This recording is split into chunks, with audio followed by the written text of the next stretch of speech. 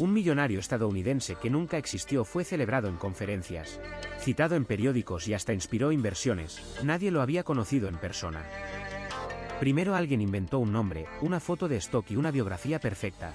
Luego esa historia fue compartida por redes y medios como si fuera real. Finalmente, empresas y donantes respondieron con cheques y aplausos. Suena a novela, pero pasó en la vida real. Te voy a contar, en orden claro y sin tecnicismos, cómo se construyó esa farsa, por qué funcionó. Pista. La gente confía en lo que aparece muchas veces, y qué señales prácticas puedes usar para no caer en algo similar. Cosas sencillas como comprobar entrevistas, fotos y referencias.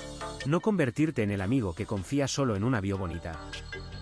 Verás ejemplos cotidianos, como influencers que compran seguidores o currículums demasiado perfectos, y aprenderás pasos concretos para verificar a una persona en línea. Quédate unos minutos, al final sabrás cómo se armó la mentira, quién la creyó y, lo mejor, cómo reconocer a un millonario que existe solo en Photoshop, y no tendrás que enviarle dinero para descubrirlo. Contexto histórico y social. Durante la fase de rápida industrialización y expansión de redes ferroviarias y petroleras en Estados Unidos, surgió una concentración inédita de capital en manos de unos pocos, lo que creó el terreno fértil para la leyenda del gran enriquecido. Empresarios como Rockefeller, Carnegie y Vanderbilt cincelaron ejemplos reales de cómo se podía acumular fortuna a gran escala mediante control de materias primas, integración vertical, y en ocasiones, prácticas que ahuyentaban a la competencia. Al mismo tiempo, el público y los legisladores comenzaron a reaccionar contra los monopolios. Las palabras trust y monopolio pasaron de ser tecnicismos económicos a ser parte del lenguaje cotidiano. Todo eso explica por qué las historias sobre millonarios, reales o ficticios, suelen enmarcarse en escenas de fábricas, ferrocarriles y oficinas llenas de humo y papeleo. La vida social en las ciudades industriales era una mezcla de oportunidad y precariedad, y eso condicionó la manera en que se contaban las hazañas de los ricos. Millones de personas llegaban buscando trabajo en fábricas y talleres. Vivían en barrios densos con servicios escasos y dependían del salario diario. Por eso surgieron sindicatos y huelgas que pedían mejores condiciones. La tensión entre obreros y patrones alimentó relatos que podían convertir a un empresario en villano o en benefactor, según quien contara la historia. Para ponerlo en términos sencillos, mientras unos llenaban bolsillos, otros trataban de no quedarse sin cena. Los periódicos y la literatura popular amplificaban esos relatos, a veces exagerando, y así nacieron mitos que todavía se repiten. También hay que hablar de las normas sociales y culturales que moldearon quién tenía acceso a la riqueza. La idea del self-made man, el hombre que se hizo a sí mismo, fue una narrativa poderosa, promovida en parte por los propios ricos mediante biografías y donaciones públicas. Andrew Carnegie, por ejemplo, apoyó bibliotecas para que otros pudieran educarse. Pero esa idea ocultaba muchas exclusiones. Mujeres, comunidades afroamericanas e inmigrantes no siempre tenían las mismas oportunidades por leyes y prácticas discriminatorias. En la práctica, el ascenso económico dependía tanto de redes familiares y contactos como de trabajo duro. Y así, la figura del millonario se volvió a la vez aspiracional y polémica, inspiración para algunos, síntoma de injusticia para otros. Con el tiempo cambiaron las fuentes de riqueza y con ello el contexto social. La economía pasó por fases, de la industria pesada a los servicios y luego a la tecnología y las finanzas. La forma de hacer y mostrar dinero mutó también. Surgieron nuevas formas de filantropía, fundaciones y mecenas que esperaban cierto retorno simbólico, edificios con su nombre, programas educativos o investigaciones que llevaran su sello. La prensa y hoy las redes sociales transforman a los ricos en celebridades instantáneas. Antes se necesitaba un periódico para hacerse famoso y ahora basta un titular viral. En definitiva, entender la historia social es entender por qué el relato de un millonario, aunque sea inventado, tiene que dialogar con temas reales: desigualdad, movilidad, poder público y la eterna discusión sobre la responsabilidad social de quienes acumulan riqueza. Un toque de humor final, en este escenario: más vale que el millonario ficticio tenga buena prensa y mejores abogados. El origen del mito. Los mitos suelen nacer de una mezcla de hechos reales, errores y deseos colectivos. Un personaje que nunca existió puede tomar forma cuando se juntan una anécdota verídica, una exageración periodística y la necesidad de creer en historias asombrosas. Un ejemplo literario claramente real y útil para entender esto es High Gatsby, personaje ficticio que consolidó en la imaginación popular la idea del millonario enigmático y fabuloso. También hay modelos reales que alimentan las leyendas, figuras públicas ricas y excéntricas, como ciertos magnates recluidos, sirven de molde para que la ficción parezca verdadera. Primero aparece una chispa, una nota, una caricatura o un rumor. Luego la chispa se sopla con palabras que crecen al repetirse. A continuación los medios duplican la versión y la red social la viraliza. Por último, la historia llega a ser contada como si fuera memoria común. Un caso paralelo es cuando una sátira se toma por noticia, algo que ha ocurrido con artículos humorísticos que la gente comparte creyendo que son reales. Eso convierte broma en leyenda en cuestión de horas. Hay varios caminos concretos por los que el mito toma cuerpo. A veces una foto fuera de contexto es la culpable. Una imagen de un hombre bien vestido junto a un yate puede acabar acompañada de una biografía prestada. Otras veces una obituaria equivocada o una ficha genealógica mal transcrita introduce nombres que nadie confirma después. También ocurre la fusión de varias personas reales en una sola figura coherente. Así se construye un personaje con atributos de varios individuos distintos, y nadie se molesta en chequear cada dato. Piensen en cómo una exageración sobre una donación se convierte en leyenda de filantropía perpetua. Es penoso, sí, pero a menudo gracioso en retrospectiva. En la era digital el proceso se acelera y se disfraza de autoridad. Los memes simplifican historias complejas, las cadenas de mensajes repiten lo atractivo, y las páginas que compilan curiosidades reciclan afirmaciones sin fuente. Por eso hoy es fácil encontrar perfiles brillantes en redes que no tienen contrapartida en registros oficiales.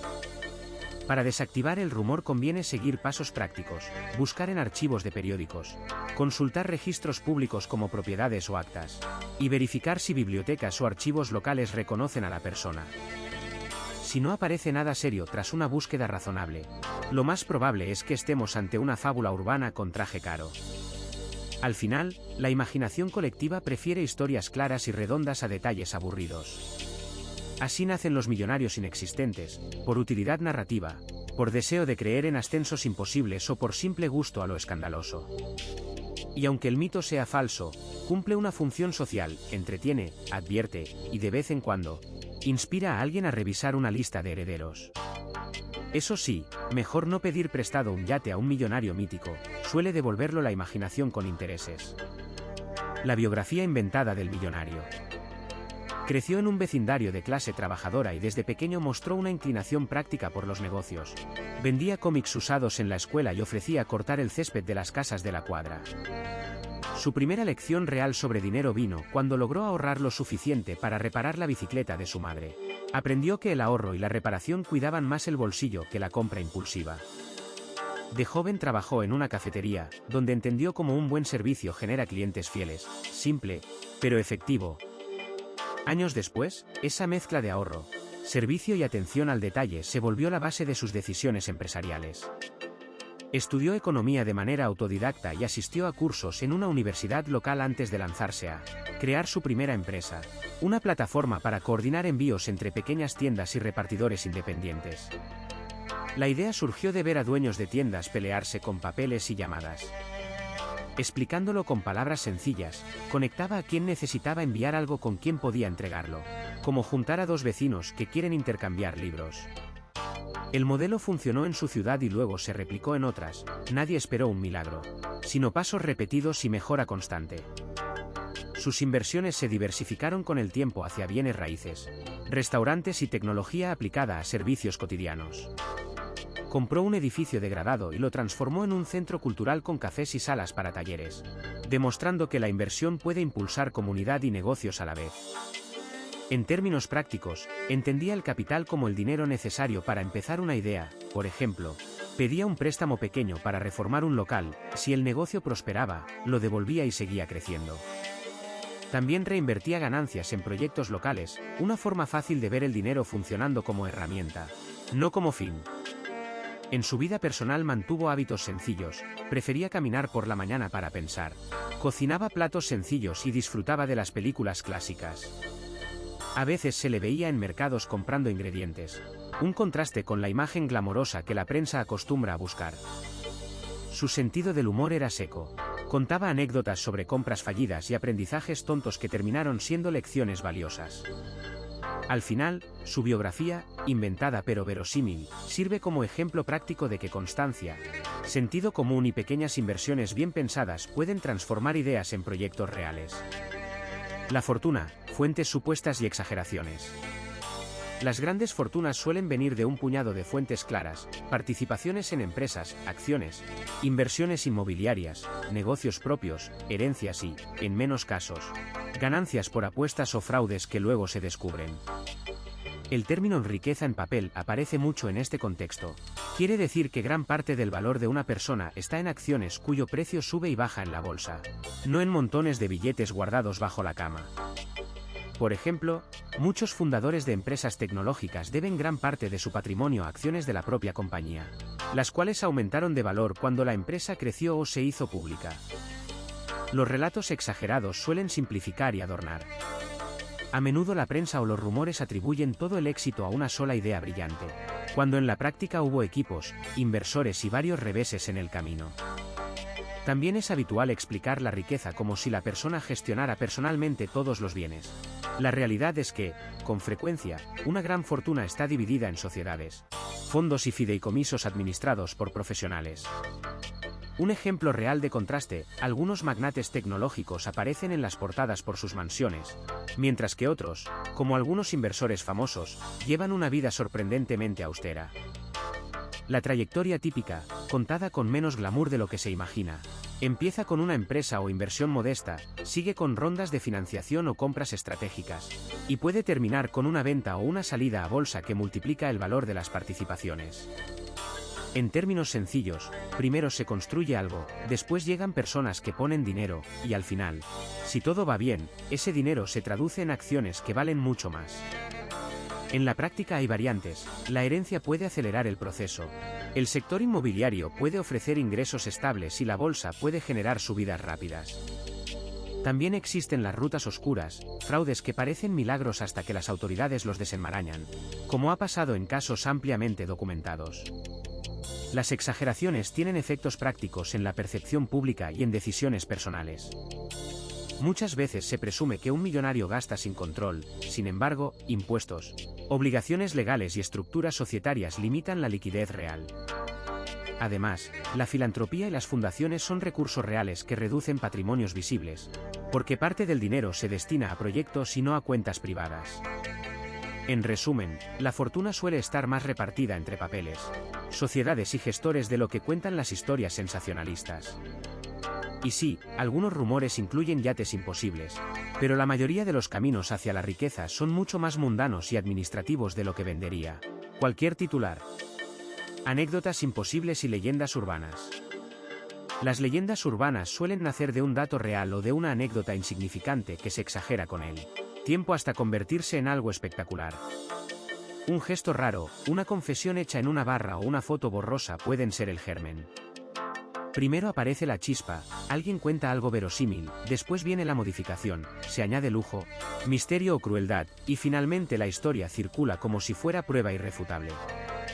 Este proceso es sencillo y se ve a diario en redes sociales y conversaciones en cafeterías. En el caso del millonario que nunca existió, las anécdotas imposibles funcionan como si fueran pruebas de identidad.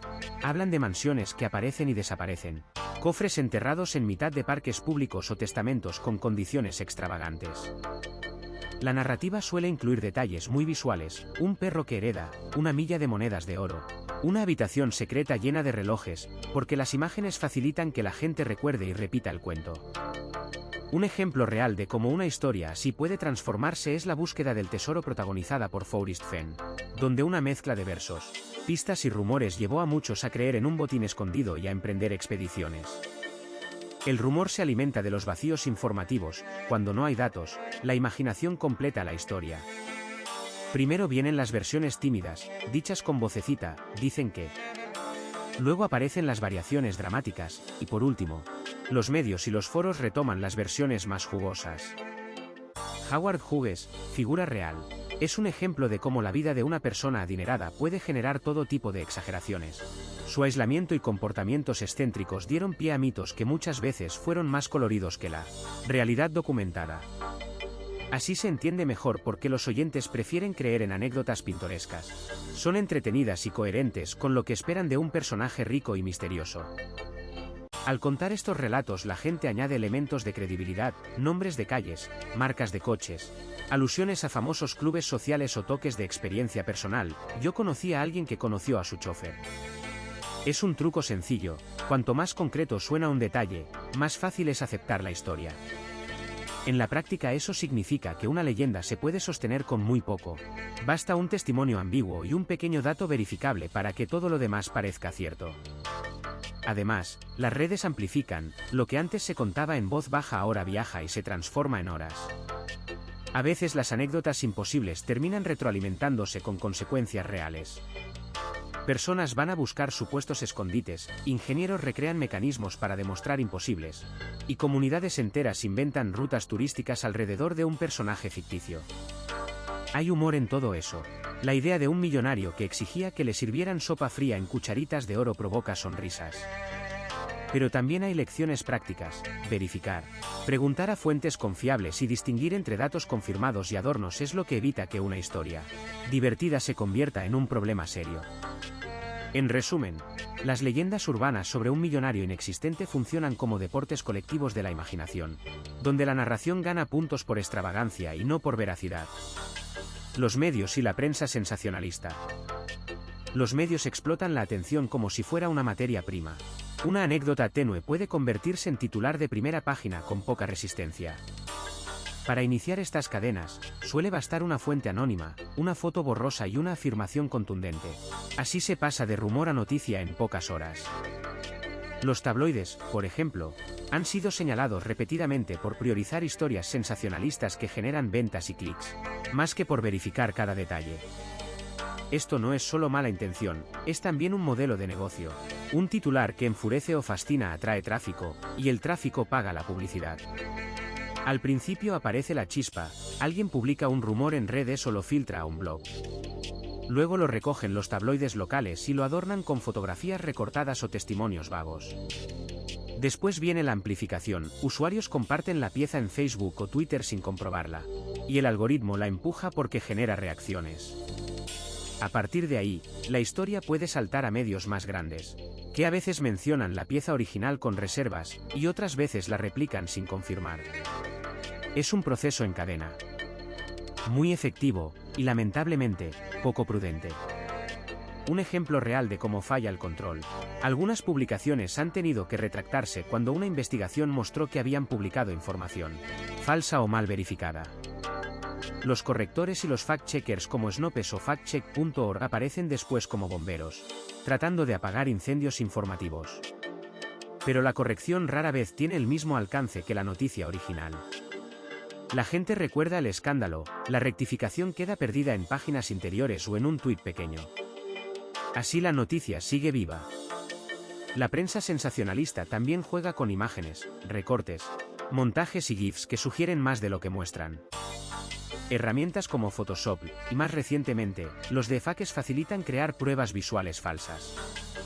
En palabras sencillas, puedes pegarle bigote a una foto y presentarla como prueba. Algunos lectores lo notan, otros no, y en medio están los periodistas. Algunos se resignan y repiten la historia porque la verificación requiere tiempo y recursos, y la competencia empuja hacia lo inmediato. Además hay un componente humano, las audiencias aman las historias con héroes y villanos, con riqueza extrema y escándalo. Por eso los relatos sobre fortunas increíbles, aunque no se sostengan, circulan con facilidad. Un caso típico es cuando se atribuyen citas o poses ostentosas a personas desconocidas. La voz suena convincente y la historia encaja en la narrativa que la gente espera. Resultado, se crea un mito mediático que puede sobrevivir años. Y el mito suele divertirse a costa de la verdad. Finalmente, hay soluciones prácticas, medios que invierten en periodistas formados, controles editoriales más rigurosos y lectores que consultan fuentes y verifican con sitios de comprobación antes de compartir. Pocos titulares son tan atractivos como la verdad bien contada, aunque a veces la verdad es menos jugosa. En serio, la próxima vez que un titular suene como guión de cine, tómalo con sal y una buena dosis de escepticismo. La viralización, rumores, redes y boca a boca. El rumor suele comenzar con una chispa, una captura de pantalla, un tuit sin verificar o un vídeo editado que parece legítimo. Muchas veces no hay intención maliciosa al inicio, alguien comparte algo porque suena increíble o gracioso. Un ejemplo real de cómo la imagen puede engañar son los vídeos de fake de Tom Cruise que circularon en redes, donde rostros y voces fueron manipulados para crear escenas creíbles. Lo mismo puede aplicarse a un supuesto millonario. Una foto prestada de un banco de imágenes o un encabezado sensacionalista bastan para sembrar la duda. La clave es que el contenido parezca auténtico al primer vistazo. Las redes sociales funcionan como megáfonos que amplifican ese chispazo. Plataformas como Twitter/X, Facebook, Instagram y aplicaciones de mensajería orientan lo que ves hacia lo que genera reacción, me gusta, compartidos y comentarios. Así, una publicación polémica o emotiva tiene más probabilidades de aparecer en los muros y listas de otras personas. Cuando un influencer con muchos seguidores retuitea o comenta, la historia se propaga con velocidad. A veces la amplificación viene de cuentas automatizadas o bots, otras, de usuarios reales que buscan atención o diversión. Y sí, a la vez que se viraliza, alguien siempre inventa una anécdota más jugosa. El boca a boca sigue siendo poderoso aunque la mayoría de la acción pase en línea. Una captación en un chat familiar, el comentario en la oficina o la charla en la cola del supermercado mantienen viva la historia. Las personas tienden a creer información que les confirman amigos o familiares. Eso se llama sesgo de confirmación. Y en términos sencillos significa que aceptamos con más facilidad lo que encaja con lo que ya pensamos. Por ejemplo, si alguien en tu grupo afirma que el millonario donó una fortuna a una causa local, ese relato se integra y circula sin que muchos lo comprueben. El rumor cambia con cada vez que se repite, se exagera, se suaviza o se añade un detalle nuevo que lo hace más creíble. A medida que la historia escala, entra en juego la prensa y los verificadores. Medios pequeños o blogs sensacionalistas pueden publicar la historia tal cual, después, medios más grandes o servicios de verificación como Snopes o factcheck.org pueden investigar y desmentirla. No siempre la corrección alcanza al mismo público que vio el rumor primero, y la desmentida suele ser menos compartida, es la conocida dificultad de desviralizar una falsedad. Herramientas prácticas para frenar la propagación incluyen usar búsqueda inversa de imágenes para ver si la foto proviene de un banco de imágenes, revisar perfiles oficiales y contrastar con fuentes confiables. Y sí, revisar la ficha de la supuesta empresa o las declaraciones oficiales ayuda. Las mutaciones de la historia son otro fenómeno notable. Lo que comenzó como un chiste puede transformarse en una biografía falsa con citas, fotos y hasta entrevistas fabricadas. Cuentas recién creadas pueden asumir la identidad del millonario, usando fotos de LinkedIn robadas o descripciones elaboradas para ganar credibilidad. Cuando alguien se dedica a alimentar el relato, la viralidad se alimenta sola. En la práctica, la combinación de redes, boca a boca y diseños engañosos crea una tormenta perfecta para que una persona que nunca existió acabe siendo discutida en cenas familiares. Un consejo final, con humor, antes de reenviar una historia dorada sobre un magnate anónimo, vale la pena comprobar si no se trata del primo perdido de un meme. Impacto cultural y económico del mito. Primero, los mitos sobre un millonario estadounidense inexistente moldean la manera en que muchas personas piensan sobre el dinero y el éxito. Al convertirse en historia repetida en artículos, programas y redes sociales, ese personaje ficticio fija modelos de conducta, cómo debe lucir el éxito, qué hábitos se celebran y qué lujos son deseables. Ejemplos claros existen en la literatura y el cine.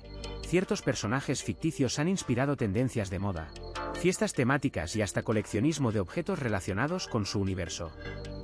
Esos efectos no son solo culturales, mueven mercados creativos y de entretenimiento. Luego la narrativa se transforma en producto. Primero llegan los libros y las adaptaciones audiovisuales, después, el merchandising, las réplicas, las experiencias temáticas y los tours relacionados. Esto crea puestos de trabajo en sectores como producción, diseño, turismo y comercio minorista. Un caso concreto es cuando una película sobre un personaje millonario genera demanda por ropa o estética asociada a la historia. También se observan microeconomías alrededor de influencers que reinterpretan al mito, venden ropa inspirada, guías de estilo y entradas para eventos. Todo eso genera flujo de dinero real a partir de una figura que, en esencia, nunca existió. Después, en el plano social, el mito influye en decisiones económicas personales. Algunas personas orientan su consumo para parecer más exitosas. Otras emprenden negocios apelando a la aura del millonario ficticio. Asimismo, inversores y emprendedores pueden ser afectados por la narrativa. Se crea una mentalidad de éxito rápido o de culto al fundador que privilegia la imagen sobre los resultados tangibles. Esto puede animar a crear startups con fuerte énfasis en branding y muy poco en sostenibilidad real. También aparece la curiosa ironía: se enseña a imitar una vida que no es real. Y a veces eso cuesta dinero y tiempo. Después vienen las reacciones críticas y los efectos indirectos en la economía pública y cultural. Artistas, periodistas y activistas usan el mito como espejo para cuestionar desigualdades y prácticas empresariales. Y generan debates que llegan a políticas culturales y consumo responsable.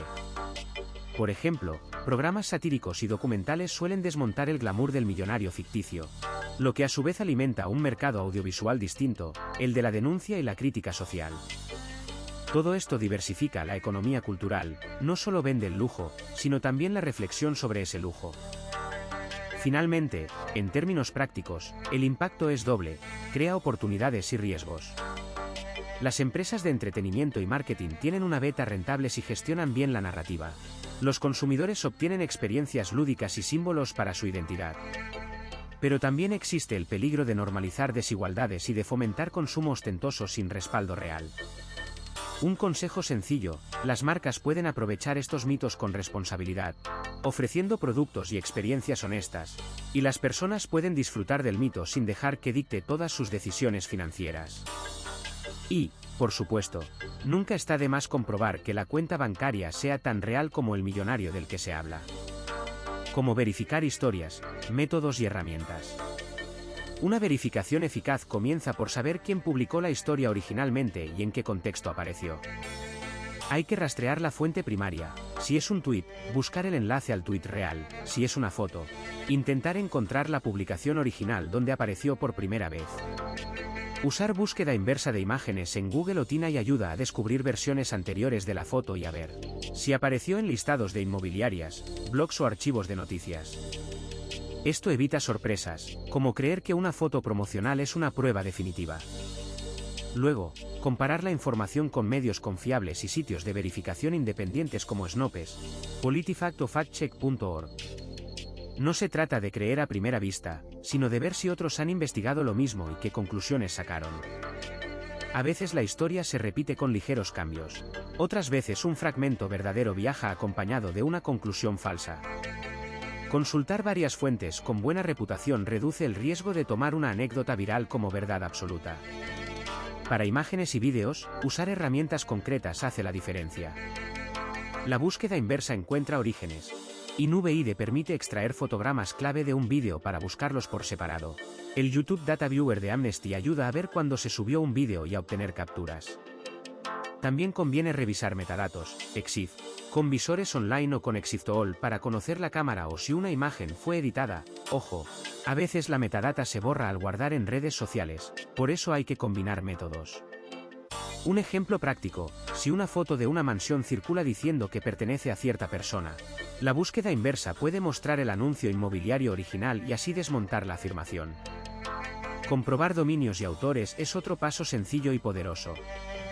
Unvoice o un buscador de registros muestra quién registró un sitio web y su antigüedad. Eso sirve para distinguir blogs personales de páginas institucionales. Revisar el perfil del autor, su historial de publicaciones y si es citado por otros medios ayuda a evaluar credibilidad. Además, usar archivos como Wayback Machine o Archive Today permite ver versiones antiguas de una página y detectar cambios que hayan introducido afirmaciones nuevas, sin contexto.